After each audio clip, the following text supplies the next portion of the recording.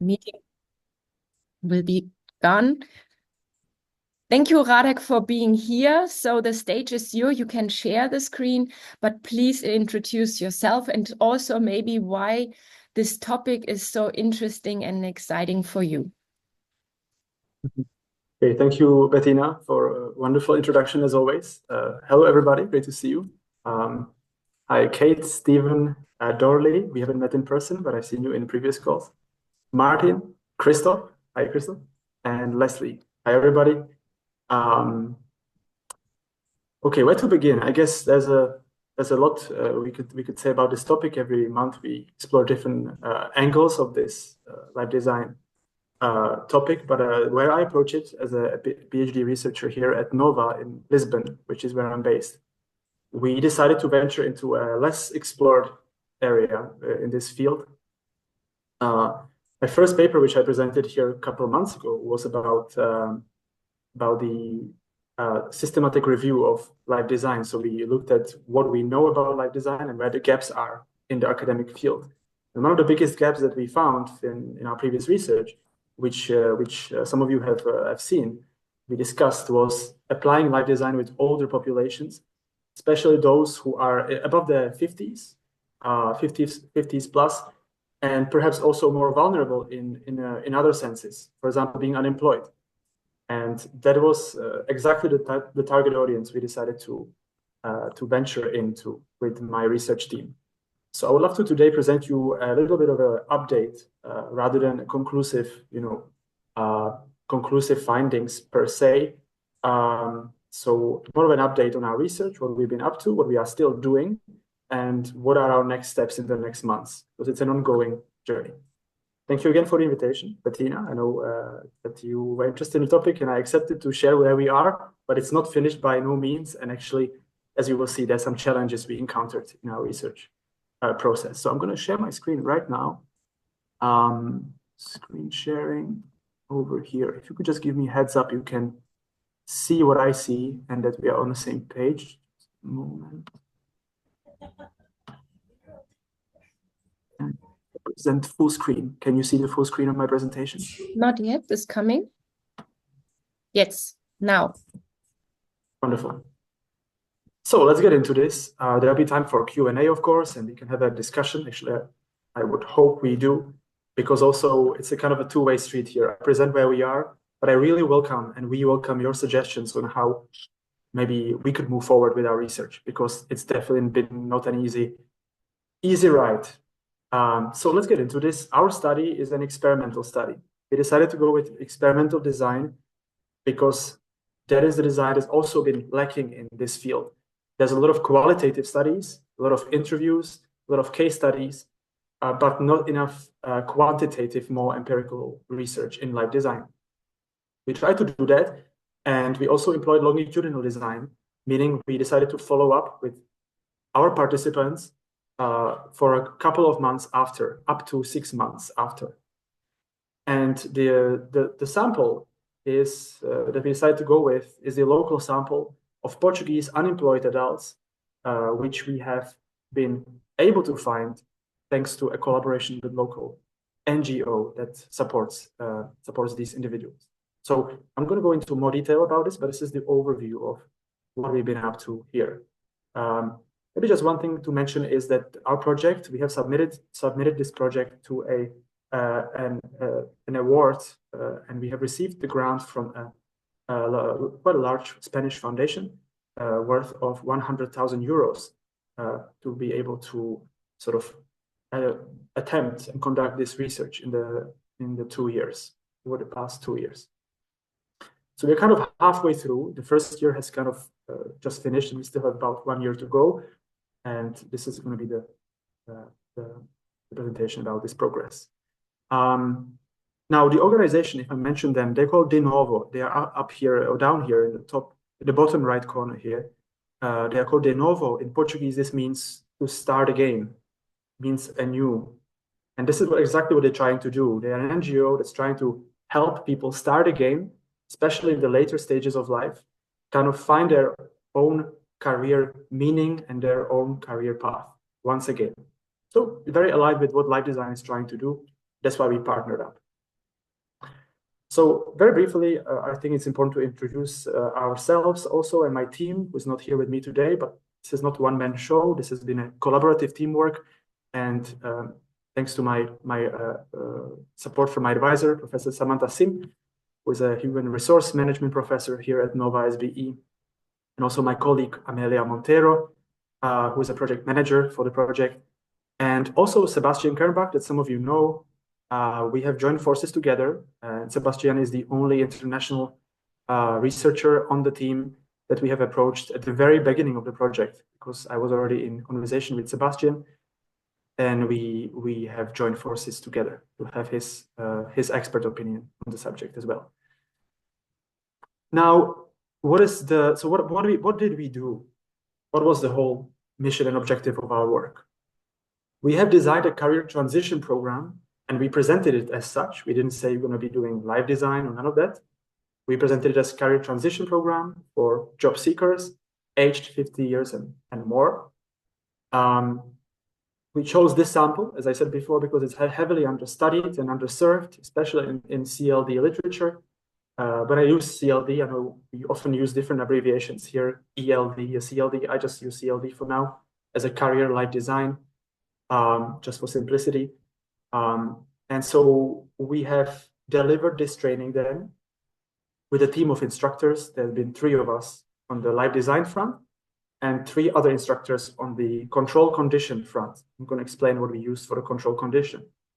And we got trained in live design. We also did the training with Stanford Live Design, and we sort of made sure we know what we want to be doing with those people before we went in. So kind of build it heavily on the Stanford model that uses the different exercises that we all know, like 3 future selves and other tools that are commonly used.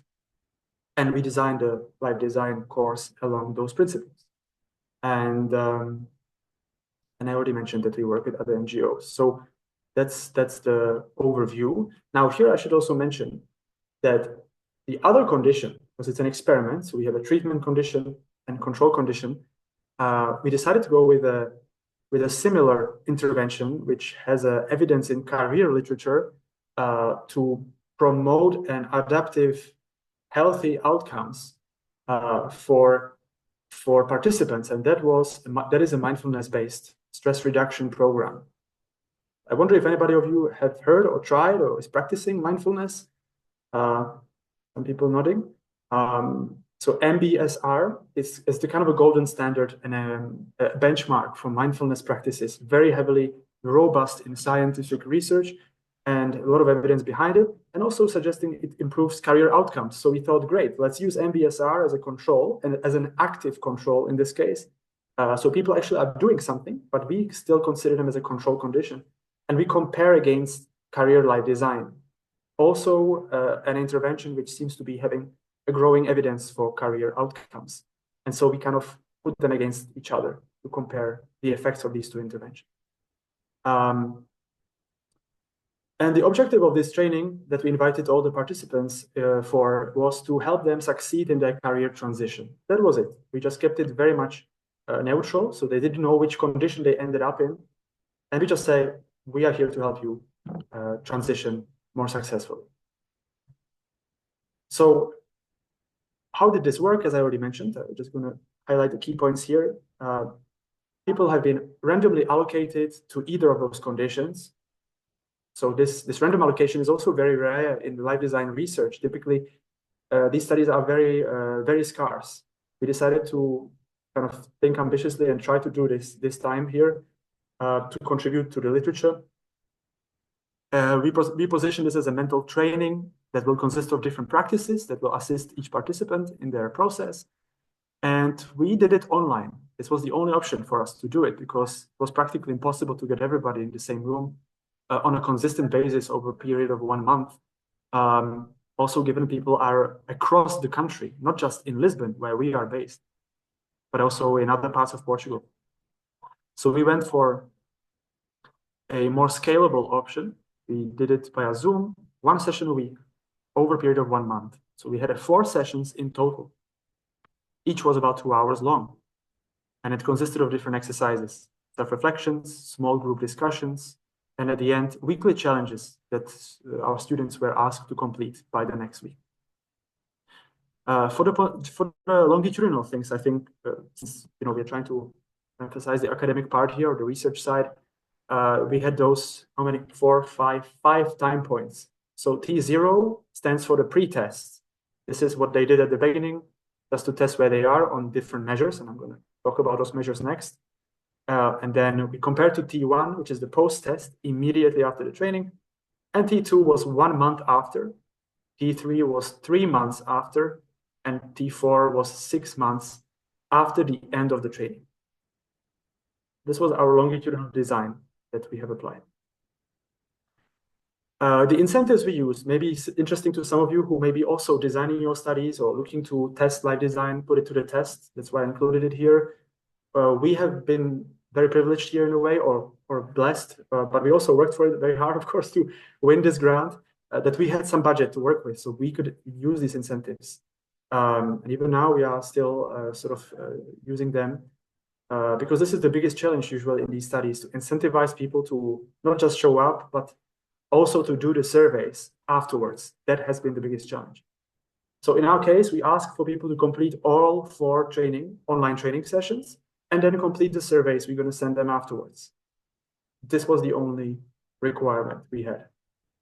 And the benefits in return we offered has been, besides the guidance and support from our team, actually tangible rewards through vouchers that are prepaid, and participants could earn up to 50 euros if they answered all 4 surveys after the end of the training, and they could spend it on anything they want in the local supermarkets, grocery stores, even electronics. They also get access to a community that we have been building here at NOVA, live design community as we call it, that has been sort of in its early stages, but we already had one flagship event in November last year, which was a huge success, and we would love to do more events like this in the future. That's been kind of the incentives we try to motivate our participants with, and the certificate as a sort of nice symbolic kind of maybe I guess trophy from the training. Now I know some of you are certainly interested. So what did you actually measure? What were the measures? What sort of scales did you use? Right, as the researchers, this is important for us. And in our case, we have decided to put together a survey on Qualtrics, common tool that we use in academia, consisting of several measures. I just put some of the main ones here. I do have the full list. We had actually a few more, but just to give you a sense, overall, we focus on 3 areas: psychological outcomes. That is how live design really does something to people to develop their psychological resources. Does it impact their self-esteem? What about the sense of stress? Does it change over time? So resilience, flourishing. Each of these are easily found constructs that you can even very easily find available scales and measures online that have been validated and that have been used across many different studies. So they are quite common and quite well known. Flourishing scale by Diener et al. Comes from positive psychology. And, for example, for self-esteem, we use the old Rosenberg scale from 1980s, which has been around for decades and has been used quite heavily. So these were the psychological outcomes. For career outcomes, similar thing, but focused on career resources. Do people become more adaptable after the end of the training compared to before? And how long does it last? What about their beliefs about finding a job? Do they feel more empowered? Do they feel more self-confident about finding a job, that they can do it? That was another interest, self-efficacy.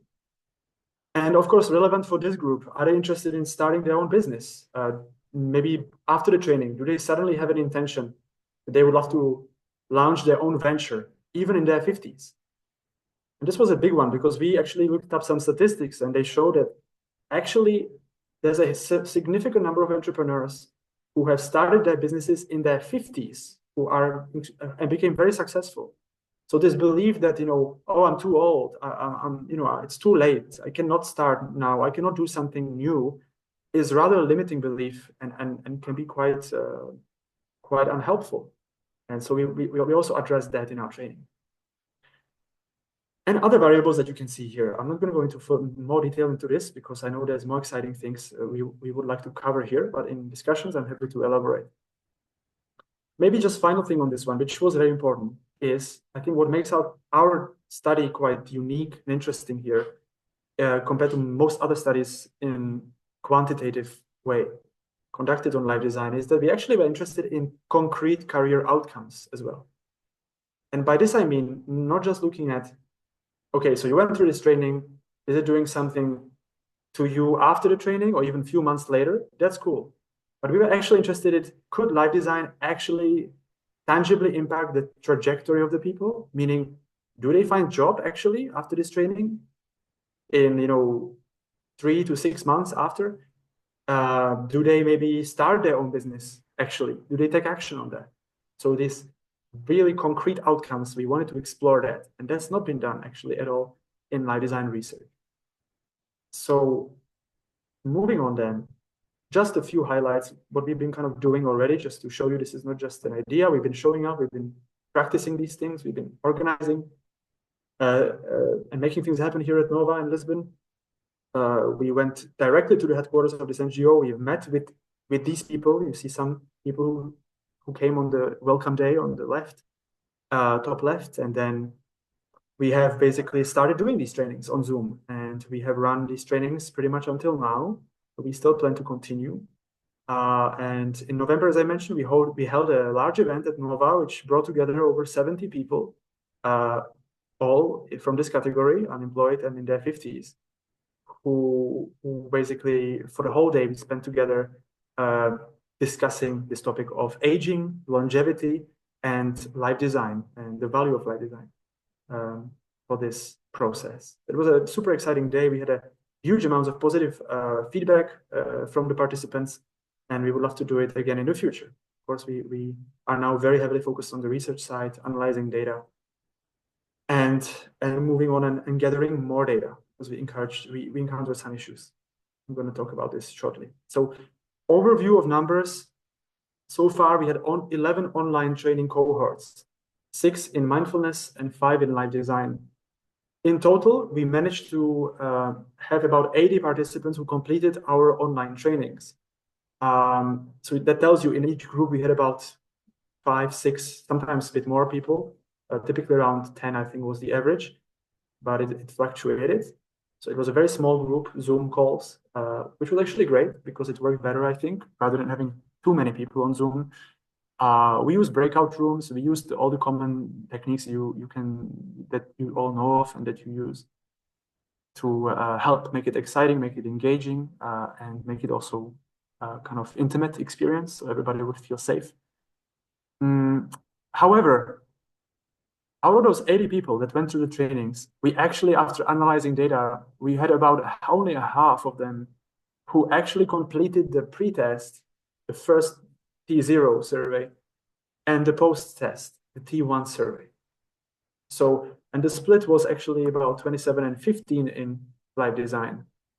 But that already tells you, I'm just going to go back, already tells you that the numbers are not really looking that great, not as high as we needed and as we wanted. Just to give you an idea, originally, we planned to recruit up to 400 participants from the network that would be equally split in both conditions. That was the number we kind of aimed for ambitiously. We knew that, but that we hoped for to get close to have a statistical power needed for the quantitative research. So yeah, this is one of the challenges that's emerging. So and there have been others. So the biggest challenges we encountered, and so this is kind of like sharing with you also the realities of research. Perhaps this is where I see the value of this meeting today, from our side at least, from my side, to share with you maybe honestly and vulnerably the challenges associated with doing such research that we are very motivated by and we believe in, and we believe it makes impact, and people have been telling us it does. But it's been really difficult to kind of get to those numbers we need and want to be able to publish in a highly reputable journals so far. So, the sample is a very niche sample. That's the first challenge, to find people who are in their 50s who speak English. I forgot to mention, because the training has been designed and developed in English and delivered in English.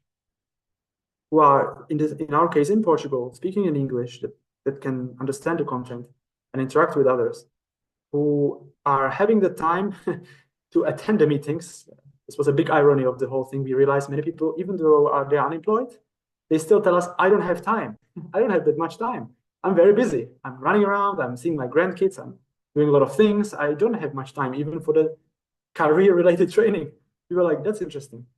So this was one of the challenges. And of course, recruiting people successfully has been challenged. Besides that, even those who we recruited, there was a high attrition rate, people dropping out, which is always the case, and or not responding to the surveys sometimes. So that's why we really have to recruit in high numbers. And this is important because if we have a small sample size, that basically means that it's very hard to isolate the effects, to identify the effects, and to infer anything from those data. And this is pretty much where kind of we are at the moment, because as you could see the numbers, well, with 40 people split into two conditions, even though this is a field study, which typically is very, very highly valued in academic publications, it's quite difficult to do those things. We would love to have the higher numbers to be able to confidently say that live design is doing this, or it's not doing this. You know, maybe mindfulness condition actually has effects that are even more significant. So as I basically keep going and close up an open space for discussion also, our next steps therefore have been, we have decided to continue recruitment efforts, and we are now in touch with this NGO, and just now I've been also speaking with them to schedule the next recruitment briefings for early March, so we could recruit more new participants to boost our numbers and launch these new trainings cohorts in the following months. Maybe one thing that could be interesting here for some of you who are in research or will be, you know, even for your own studies in other fields, we decided to pivot to a platform which is called Prolific. And I wonder if some of you have heard of this platform, Prolific. Anybody heard of this before? Most people, I think, are saying no. This is a platform where you can access basically participants online. You can really sort them out by a very specific criteria based on geography, based on demographics. If they are unemployed, you can find people who are unemployed. And they are all on this platform, basically conducting and being paid for doing other people's studies. So basically, you can run your quantitative study on this. You can put it on a Qualtrics or a survey that you use, put it on Prolific, and you can get quite a large numbers of people doing your study online. It's often used in consumer behavior research, marketing research, and so on. And so we decided to go to this platform to actually help boost our own recruitment efforts and kind of complement the data that we already have with this new data, meaning we have adapted the live design training now to this online form. It will be basically self-paced. People will do it at home every day for the next couple of days. And we would love to see if live design does something compared to mindfulness again. So it's kind of like we cannot merge the data, of course, they're different data, but we would love to include it. We decided to go with it and go for it to boost our paper, our design of our study. Maybe we can find something there. And you can find and recruit hundreds of participants there because they are paid for it, and there's a large sample there. So that's just one idea I would love to leave you with, which may be helpful. Well, so this is pretty much it. I hope I'm on time. Thank you. And any questions are welcome, and any suggestions also are much appreciated. Thank you very much. Thank you so much, Radek. There is already a question in the chat. Can you have a look by Kate? Okay. So I can see a question by, first question, Kate. Interesting, okay. So Kate, would you like to say it that? Yeah, sure. So Radek, I thought was really interesting. And I'm just thinking counterintuitively, because you're offering this very high quality experience. Mm-hmm.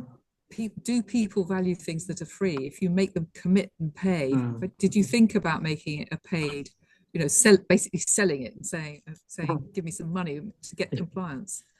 Yeah, that's a great point. I mean, oftentimes we discuss Or this. I'm not an academic researcher, or does that go against the ethics of academic research? Although, given that you're using prolific where they are paid, I would think that was just as problematic in its own way.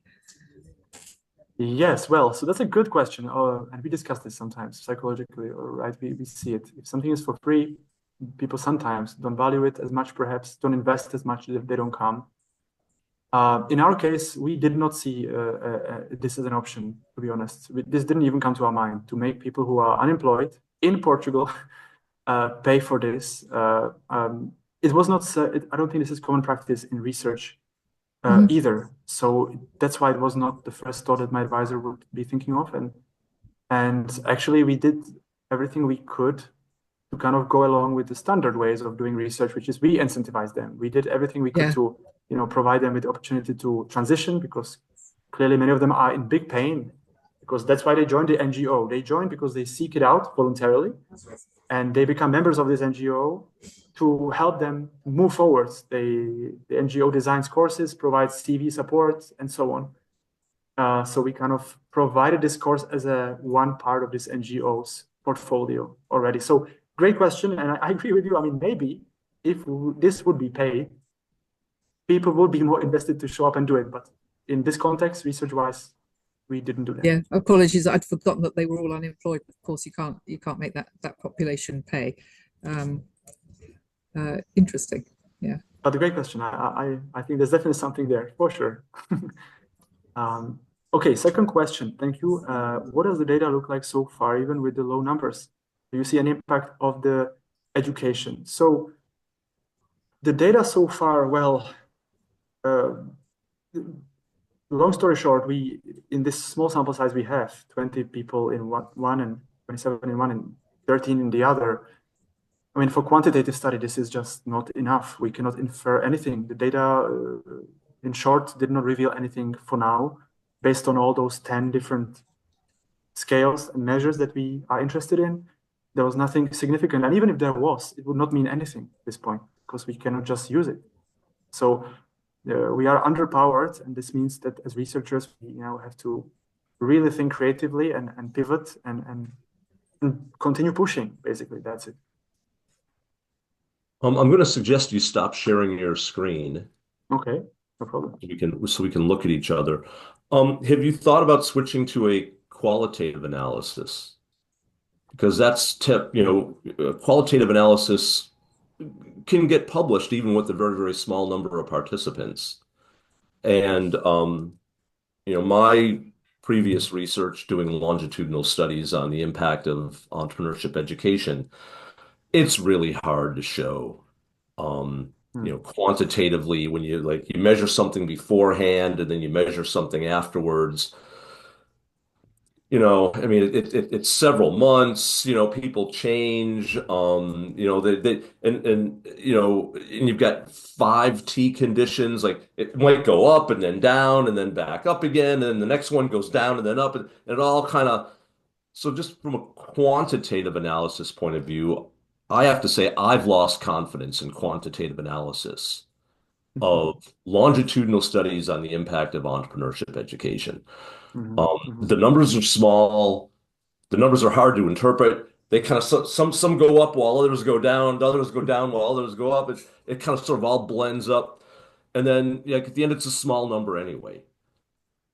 And so, my observation is that qualitative studies are easier to publish, and 1 or 2 people would say, "Oh, this was great! It was life transforming." You're like, "Woohoo! Look at us! We're successful."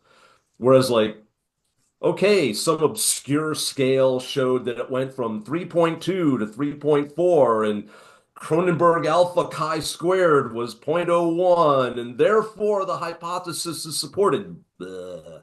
It's like, who cares? So, anyway, so sorry to be so cynical about that. No, it's a fair. This is common debate. My question is, what do you think about switching to qualitative analysis?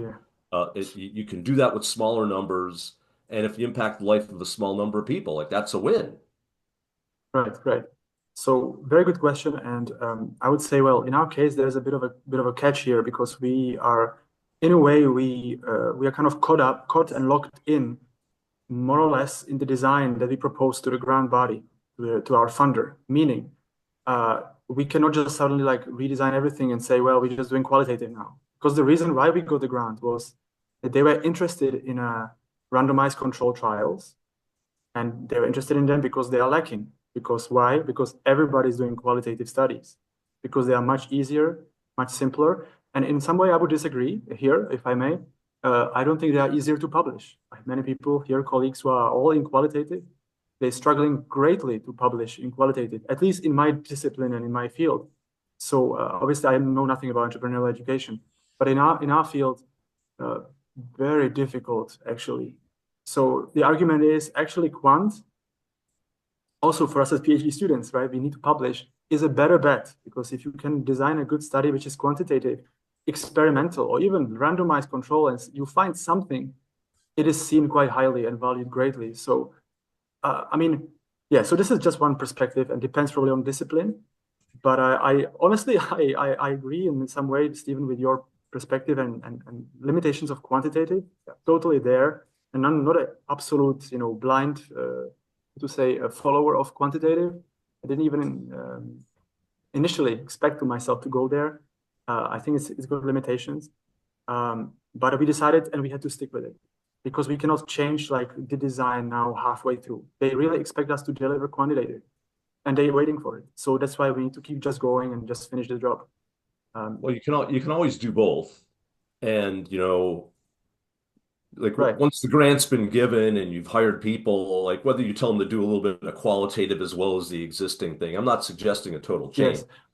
And actually mixed methods is quite popular too. So you can That's say it. we did a mixed methods, and quantitative says, but at least qualitative we've got this. So anyway, I'll stop. You got other questions? Yeah. No. Just to also bounce on that. Indeed, we did decide eventually to kind of attempt that slightly by like adding a few questions in the survey eventually, which are open text, open box, and we give them a space to write like a few sentences, short paragraphs about their professional identity.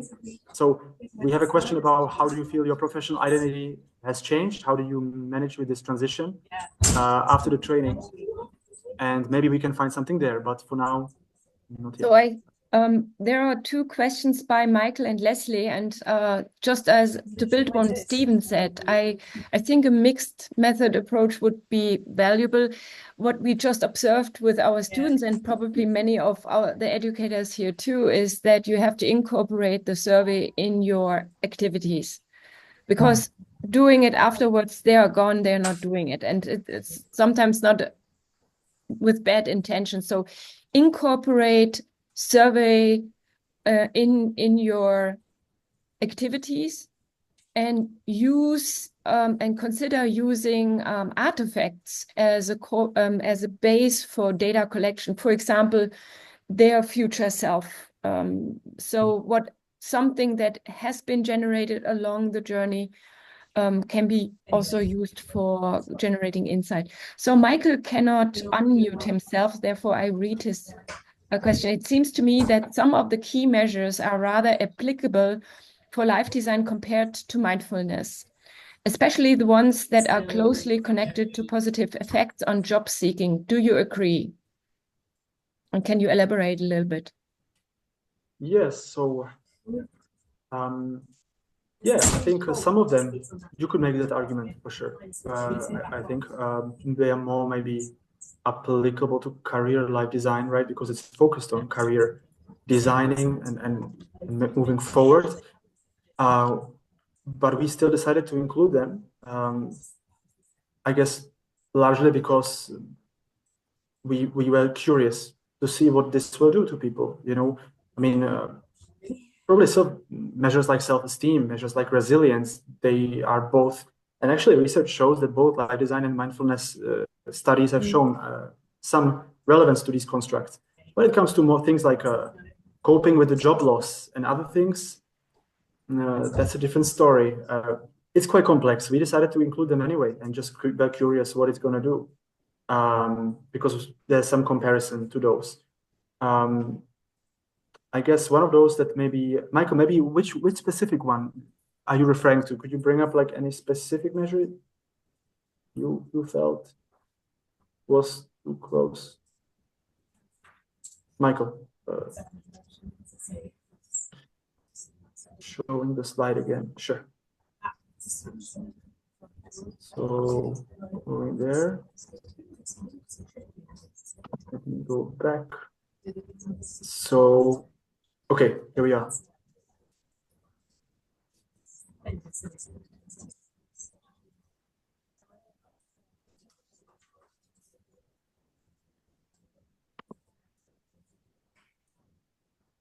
Okay, concrete career outcomes.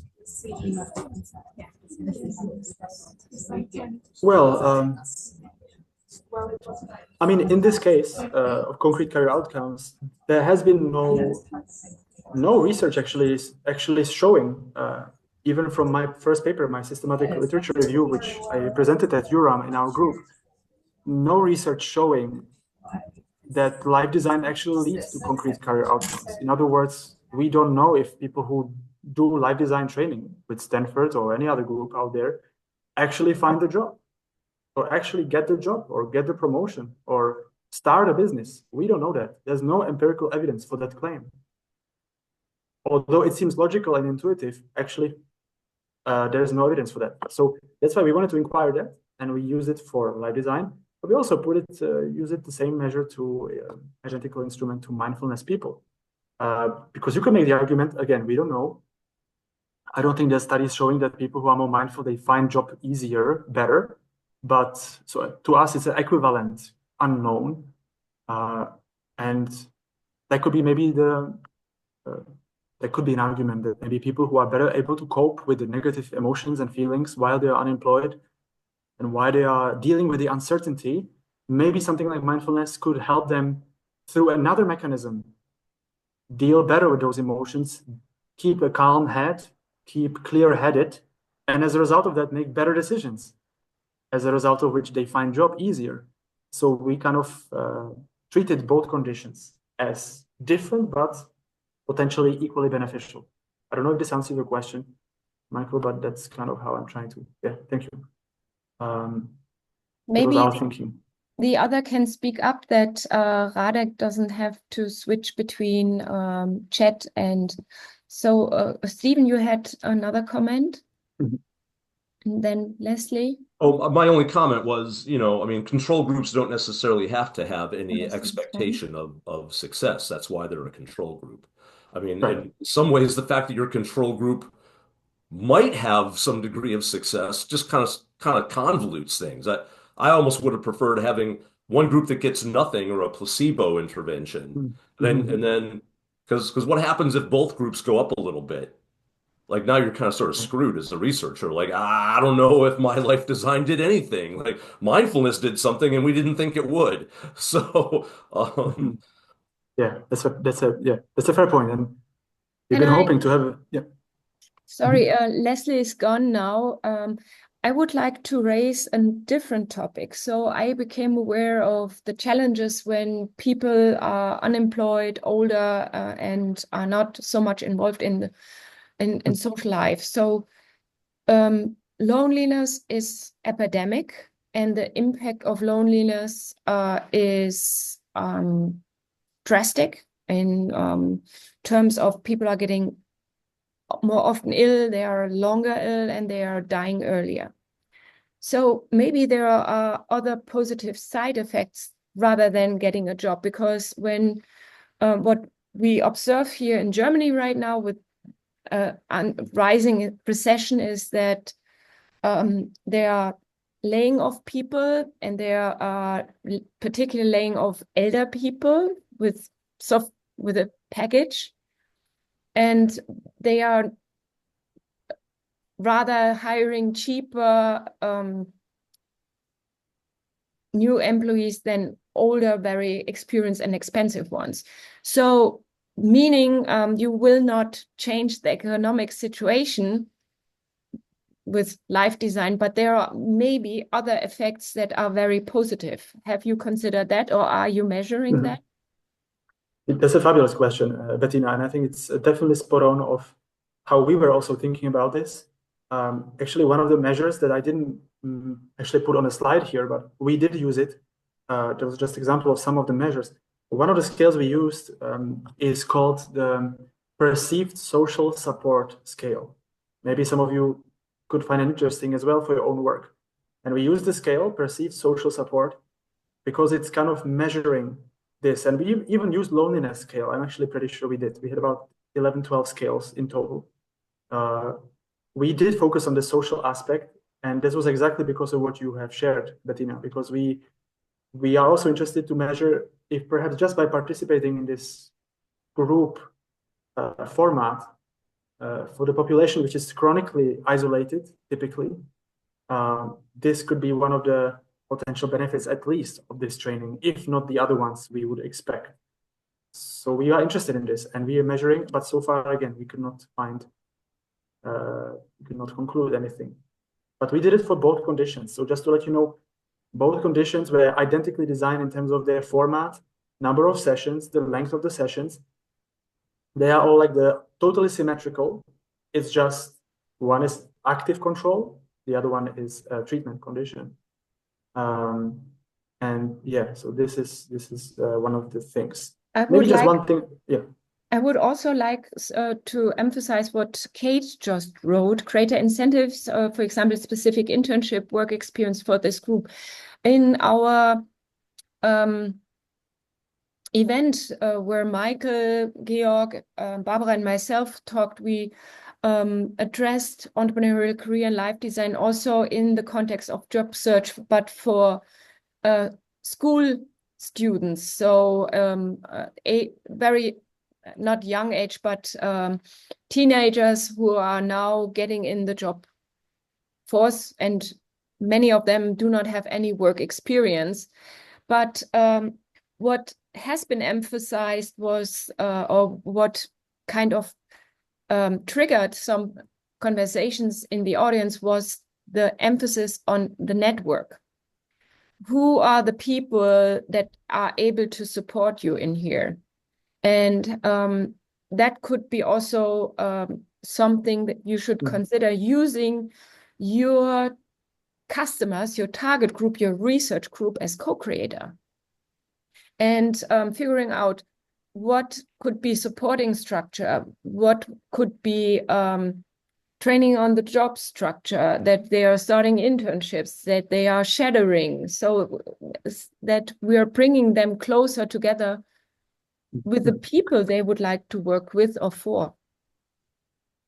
Totally, and we did think about, of course, this. We would have loved to do much more than this. We would have loved to offer much more with our team than online training sessions via Zoom. But we also realized our own limitations, just natural limitations we have as researchers. To be honest, and we realized immediately this is beyond our scope to be able to manage that. And certainly for me also as a PhD student trying to write all these papers, I mean, we are already kind of doing our absolute best. Ideally, this would be amazing. There seems to be the case that governments are not sufficiently supporting these people, not just in Portugal, but elsewhere. I hear it from people in France. People in Germany even tell me these offices who are supposed to support unemployed people, they are really outdated and not really doing much than blindly putting you to jobs that they think that you would do. This is what I'm feeling, the sentiment from many people around that I know. So ideally, yeah, we would progress towards something like this. But the only solace that I found is that this NGO we found, this is actually their job. This is what they're already doing. This NGO has this network of several hundred people across the country, including in Aveiro and Porto and everywhere. Maybe Catarina, I don't know if you heard of them, but the De Novo is the NGO. They are based in Lisbon, and their job is supporting people through different types of trainings, physical meetups, social activities, and different variety of support services. So we played a small part in this whole portfolio for them. Yeah. Stephen, yes. What are the implications for you personally, Radek, in terms of being able to finish your PhD? Like, no data, no PhD. So, like, do you have other alternative things that you're going to write about on your dissertation, or are you kind of like between a rock and a hard place here? And what can we do to support you? Thank you. I mean, I mean, I guess for now, I am, we are doing our best with my team. I'm doing my best. We are pivoting. We are just adapting as we go. As I said, we have been trying this prolific platform, which has a much larger sample access. And there we literally found a Portuguese sample that is unemployed, that is over 50s. It's exactly the sample we need. We're going to deliver this intervention now for them, and we will use it as additional data. So for this paper, for this study, basically, just doing our best, keep going. And, even if the data is not perfect, it still allows me to finish my PhD. To finish PhD, we need to create a high quality paper that's publishable, but does not mean that it's published in a top ranking journal. At least that's the rule in our university, and I think in many other universities still. It doesn't need to be in AMJ, Academy of Management, or one of those absolutely, cutthroat journals that only 3% papers get in. But I'm not counting on that. Of course, I'm doing my best and will do my best to aim for a reasonable good journal that would allow me to publish at least one of them 3 papers. So if I can do that, my PhD will be completed, and that's my focus. But how you could support me personally? I mean, you have already been doing it with all your questions and ideas, and I love the idea of potentially maybe considering the mixed method design, perhaps including some kind of a qualitative section in our survey. That could be interesting option. Of course, I will need to check this with my advisor if we can do that, given the constraints that we have. But yeah, you could always pivot to students like everybody else does on the I planet. know. You know, I do. we I do tried that. doing it with 50-year-olds. Here's what we came up with. So we pivoted to like I've got a class of 2,000 students a year, right? Like even if 10% of them fill out the damn thing, like that's 200 and your N is high enough, right? Absolutely, absolutely. But actually, that's my second paper. So I'm already doing it. That's my second paper, which actually I submitted to URAM, and this year this is we are finding some findings there. We do have something interesting there. It's small, but it's something. So yeah, we are doing it with students, Stephen. That's for sure. But this third paper is explicitly focused on this population, and we have to stick with it. So Dorle wrote something. Is there a chance to add maybe also more international partners, as Stephen suggested? So you have the Swiss now in. We have several international partners. Maybe we can use our network here to spread the word when the seminar is online, and maybe in English or maybe in Portuguese. So you would maybe also address Brazilian participants. Yeah, I mean, absolutely. I would be delighted to do that. That's not a question. The issue is, again, because we are very confined by the proposal. The proposal has to be, it's La Caixa is in Spain. It's based in Madrid, and they are serving the Iberian Peninsula, meaning the unemployed people, and our sample that we are serving through the study has to be Just here, there. Portugal or Spain. That means that pretty much anywhere else we cannot do this. Kate, you mentioned something. I was just thinking what we often do is we employ our students to help us do things.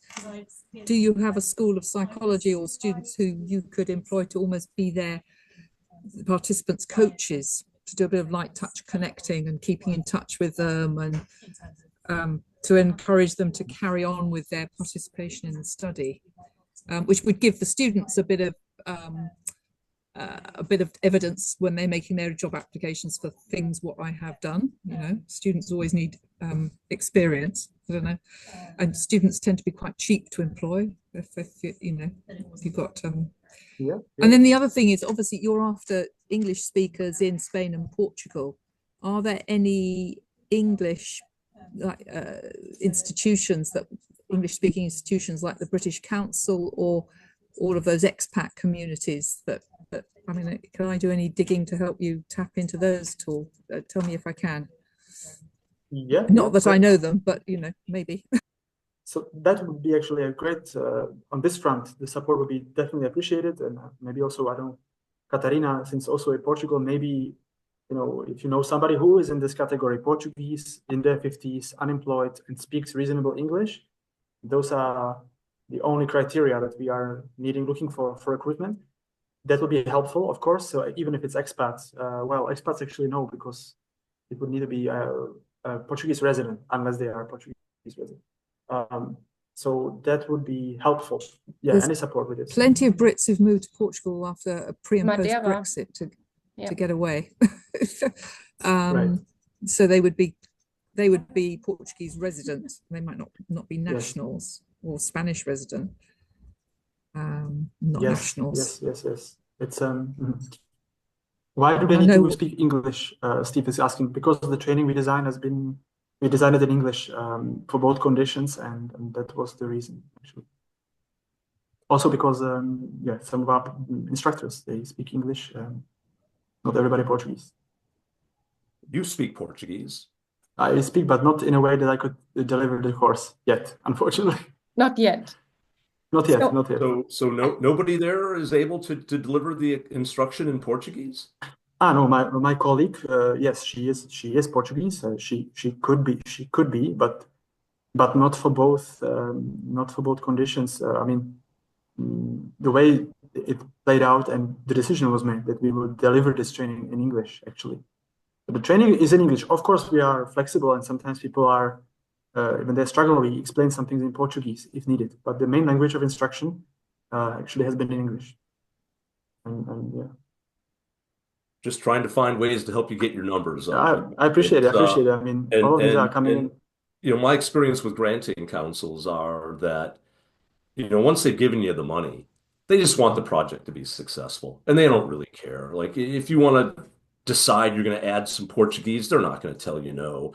If you've hired somebody you've already paid somebody, whatever, as a graduate student, we're going to ask them to do some translation work. Like, they're not going to whine about that.